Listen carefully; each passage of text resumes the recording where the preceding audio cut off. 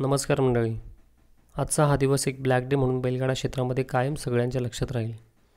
आत्ताच एक दुःखद घटना घडली. बैलगाडा क्षेत्रात हळहळ व्यक्त करणारी घटना आज घडलेली आहे. आपल्या सर्वांचे लाडके रणजित निंबाळकर सर, सर्जा आणि सुंदर बैलाचे मालक यांचं आज पहाटे दुःखद निधन झालेलं आहे. आणि त्यांच्या जाण्याने कधी न भरणारी कमी आपल्या सगळ्यांना जाणवणार आहे. आणि खरं सांगायचं तर सरांनी अगदी शून्यातून आपलं नाव बैलगाडी क्षेत्रामध्ये निर्माण केलेलं आहे.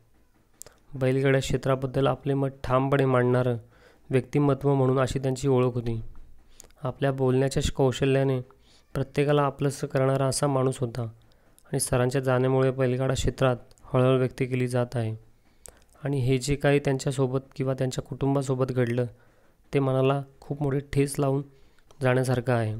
मित्रांनो, कालपर्यंत हा माणूस आपल्याला मैदानावर दिसायचा, आपल्यासोबत होता, आपल्यामध्ये होता, परंतु यापुढे आपल्याला या माणसाची कमी भासणार आहे. अजूनही विश्वास बसत नाही की असं काही झालेलं असेल.